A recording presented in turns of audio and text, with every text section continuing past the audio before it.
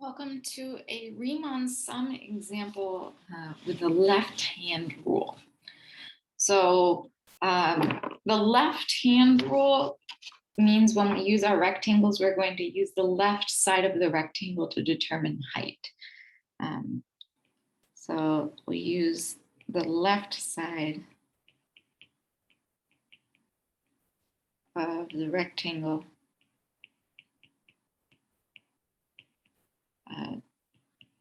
to determine height.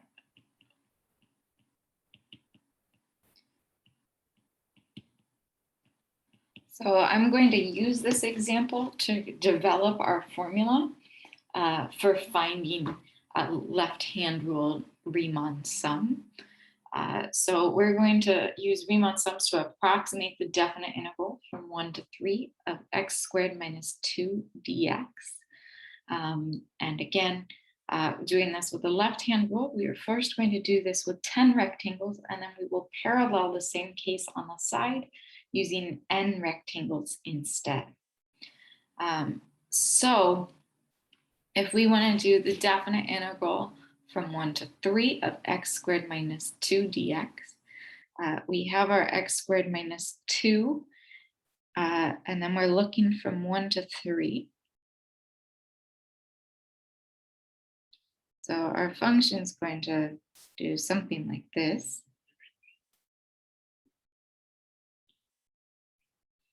And we're looking at rectangles. So with 10 rectangles, from 1 to 3 has total width 2. So the total width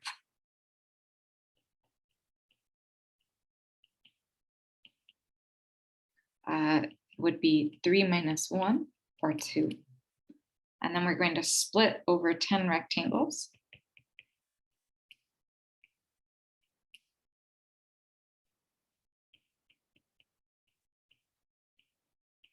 And so this is 2 split over 10, or 1/5, or 0.2. So that means each of our rectangles should have width 0.2. So our first rectangle would be from 1 to 1.2, the second from 1.2 to 1.3, etc. So again, our first rectangle will be from x equals 1 to 1.2. Right? And then we're going to use the left side for height. So we'll use 1 to determine our height. So then our height, we will do f of 1. So we have 1 squared minus 2, otherwise known as -1. And then our area would be the width, that's 0.2 times our height of -1. Right? So we'd have our area is the width 0.2 times our height of -1. So we'd get an area of -0.2. Now, instead of listing out all 10 rectangles, the next one I'm going to list is just in general. So let's just call it the ith rectangle. So we're going to have to figure out what x values we're looking at. So we're looking from the first rectangle starts at 1. The second rectangle will start at 1.2. So we're adding on 1 copy of 0.2. The third rectangle would start at 1.4, adding on another copy of 0.2. So we're going to start at x equals 1 plus, then we have to add on however many copies of 0.2 we need. And so we're going to have I minus 1 copies of 0.2 added to get the left side of our rectangle. And then the right side will be x equals 1 plus just I times 0.2. So the first rectangle, again, that we don't want any shift for the left side because we want to start right at 1. So the 1 that we're talking about is because that's the very beginning of our definite integral. And then we just want to shift by jumps of 0.2, but since the first rectangle starts right at 1, there should be no shift. So that's why we use that I minus 1. So the first rectangle has no shift for the left side, and then the right side should be 1 copy of 0.2 further. So our ith rectangle, we're going from x equals 1 plus I minus 1 times 0.2. Again, this 0.2 here is our width from splitting over our 10 rectangles. So those are our two sides of the rectangle. So since we're doing the left side, so we have width equal to 0.2. And then our height will be based off the left side. So our height will be f of that 1 plus I minus 1 times 0.2. I clearly need to give myself more space. Let me just shift that, the general formula.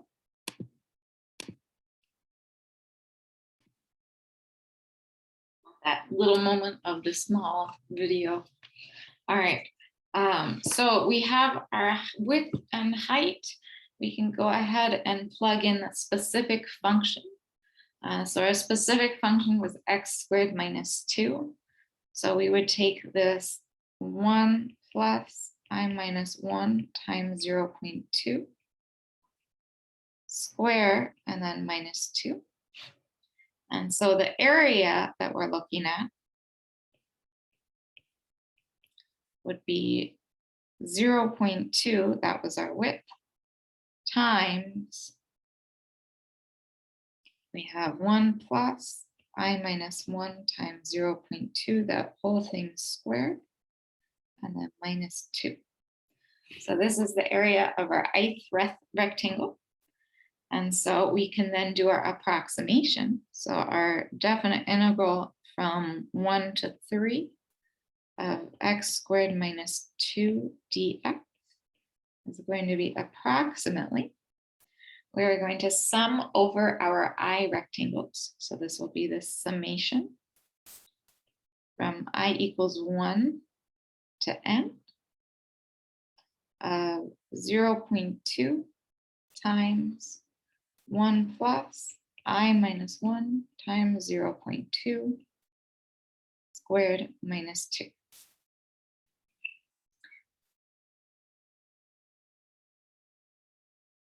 From here, we need to do a little bit of manipulation to get this in a format we can work with. So one thing, we can go ahead and pull that 0.2 out front. So this is, we have 0.2 times the sum from I equals 1. Oh, it's not n, I apologize. For this particular case, we had 10 rectangles, so we should go up to 10. So this is the first rectangle through the 10th rectangle. Inside, we could go ahead and multiply this out.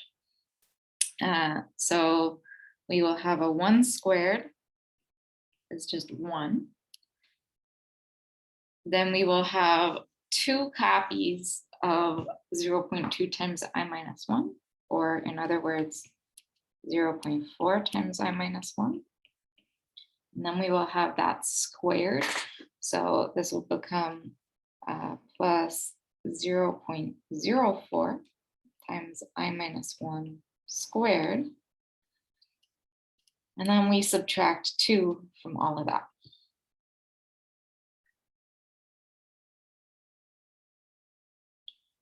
Or 0.2 times summation from I equals 1 to n of -1 plus 0.4i minus 0.4. And then this will become plus 0.04 I squared minus 0.08 I, and then plus 0.04 And then we have 0.2 times the summation from I equals 1 to m of, let's see, we would have negative 0.96. Oh, sorry, then we also have a minus 1, 0.4. So if we do all of our terms, so we have negative 1 minus 0.4 is negative 1.4, plus 0.04 is negative 1.36. Then we have plus 0.32i. And then we have minus 0.36i squared. Again, somehow my n's keep morphing into tens. I apologize for that. These should be the summation from I equals 1 to 10. Once we have this, then we can go ahead and do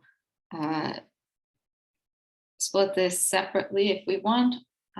So the first part of that sum, so we have our 0.2 up front. The first part of this sum should just be a 10 times negative 1.36. The second part of this sum, where you have n equals 10, so we should have 0.32 times 10 times 10 plus 1, or 10 times 11 divided by 2. Then we are subtracting off 0.36. I'm going to do this in another line. Minus 0.36 times, we have n, or 10, times 10 plus 1, 11, times 2 times 10 plus 1 is 21. Whole thing divided by 6. You can see this is not the most pleasant thing to have to do, but we do get there. From here, if we go ahead and just plug this all into a calculator, we wind up getting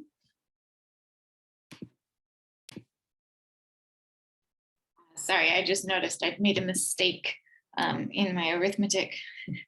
The I squared, there was just one I squared term, which was a plus 0.04 I squared. So I'm just going to verify that I have what I need. So the negative 1 minus 0.4 plus 0.04 should be negative 1.36.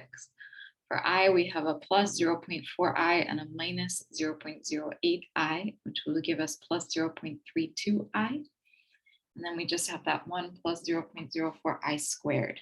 So that will then change here. This would be plus 0.04 times 10 times 11 times 21 divided by 6.